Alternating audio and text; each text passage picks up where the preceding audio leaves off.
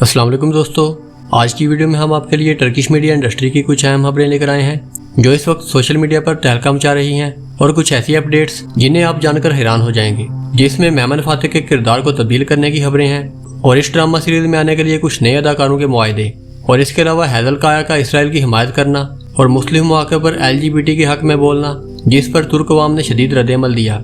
और इसके अलावा कुरैशी उस्मान के नए सेट्स की खबरें, जैसा कि कुरैशी उस्मान के हैमों की अंदर की असल हकीकत और इस तरह की बेशुमार दूसरी खबरें। और अब बगैर वक्त ज़ाया किए वीडियो शुरू करते हैं। दोस्तों, सबसे पहले बात करते हैं मेमन फातिह सुल्तानी ड्रामा सीरीज की, जिसमें एक नहायत बावकार और जानी पहचानी शख्सियत को कॉन्ट्रैक्ट साइन करते हुए देखा जा सकता है। जी हाँ दोस्तों, गुरकान ओएगन अब इस शानदार सीरीज का हिस्सा बनने जा रहे हैं और ये वही गुरकान ओएगन है जिन्होंने इससे पहले मेमन फातिह ही पर बनने वाली महमद बिन जिहान फातिह में दिलबाश आगा का किरदार अदा किया, जो कि एक नहायत मासूम और बेहद ताकतवर इंसान का किरदार था। और इसके अलावा इन्हें हम बयूक सल्जूकलू में भी एक विलन के तौर पर देख चुके हैं, जिसमें उन्होंने हसन सबा जैसे वजनी किरदार में जान डाल दी थी। लेकिन दोस्तों, जब मैंने इन्हें महमद बिन जिहान फातिह के बाद अब मेमन फातिह सुल्तानी में देखा तो मेरे अंदर खुशी की एक लहर दौड़ गई, क्योंकि यह अदाकार सिर्फ एक फनकार नहीं बल्कि तुर्की का एक कीमती असासा है और इनकी मौजूदगी हर किरदार में जान डाल देती है। और इस सीरीज में जबकि वो महमूद पाशा का किरदार अदा करेंगे, तो आइए थोड़ा सा जानते हैं कि महमूद पाशा कौन थे।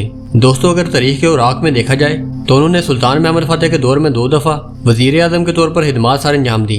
उनका वजीर आजम बनने का पहला दुरानिया 1446 से 1468 तक का था, जबकि दूसरा दुरानिया सिर्फ 2 साल यानी कि 1472 से 1474 तक का था। और वो कई अस्करी मुहिमात के कमांडर भी थे, जिनमें बलग्राद की फतह काबिल सताइश थी और येलिनूस, जो कि यूनान का एक इलाका था, उसमें भी उनकी फतवाहत शामिल हैं। और अब सोशल मीडिया की कुछ खबरों के बारे में बात कर लेते हैं। तो दोस्तों, सबसे पहले ये वीडियो देखें जिसमें कुरैशी उस्मान की शूटिंग के मनाज़र सामने आए हैं, जिसका सोशल मीडिया पर लोग खूब मजाक बना रहे हैं। किसी ने लिखा है कि उस्मान की सवारी शूटिंग के बाद क्या कबाड़ वाले को भी बेची जा सकती है, तो किसी ने कहा है कि ऐसा घोड़ा हम बचपन में भी चलाया करते थे। लेकिन अगर संजीदा नज़र से देखें तो कैमरे के पीछे के मनाज़र हमेशा ऐसे ही होते हैं, तो इसलिए हमें मजाक नहीं बल्कि इन फनकारों की मेहनत का इतराफ़ करना चाहिए। और अब बात करते हैं कुरैशी उस्मान के सेट में छुपे लग्जरियस हैमों की। तो दोस्तों, जब भी आप इस ड्रामे में किसी खातून को हैमे में बैठा रोता देखें तो ये ना सोचें कि इसे सर्दी या गर्मी लग रही है।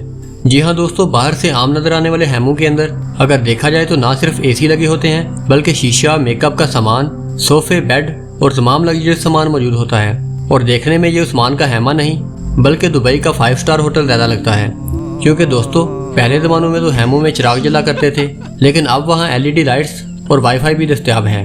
और इसके अलावा कुरैशी उस्मान को हैदराबाद कह देने वाले 2 अदाकारों की तस्वीर इस वक्त सोशल मीडिया पर वायरल हो रही है, जिसे नाज़रीन बहुत ज़्यादा पसंद कर रहे हैं और इन पर अपने कमेंट्स पास कर रहे हैं और ये उम्मीद कर रहे हैं कि ये दोनों अदाकार सीजन 7 में लाजमी आएँ।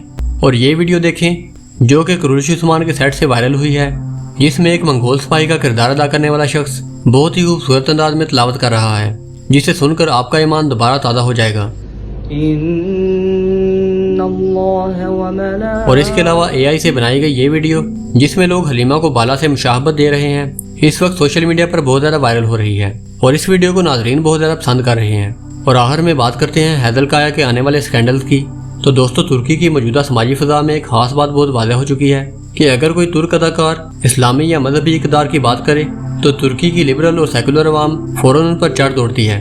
और इसकी एक मिसाल इस्माइल हकी भी हैं, जो मुस्लिम मौके पर फ़लस्तीन को सपोर्ट करते रहते हैं और अपने सोशल मीडिया पर इसराइली इस्फाक कार्रवाइयों पर आवाज़ उठाते रहते हैं। लेकिन तुर्की की लिबरल अवाम इन्हें हमेशा तनकीद का निशाना बनाती रहती है और इन्हें कदामत परस्त, रियासती प्रोपेगेंडा और पुरानी सोच का कहकर नीचा दिखाने की कोशिश की जाती है। और जब कोई मशहूर शख्सियत मगरबी तर्ज फ़िक्र या फेमिनिन को सपोर्ट करे तो दूसरी तरफ तुर्की की रवायती और दीनदार अवाम इसके खिलाफ हो जाती है, जैसा कि हैदल काया, जो कि तुर्की के एक मशहूर ड्रामे अवर स्टोरी में काम कर पाकिस्तान, इंडिया और दुनिया के दूसरे ममालिक में बहुत ज़्यादा मकबूल हुई।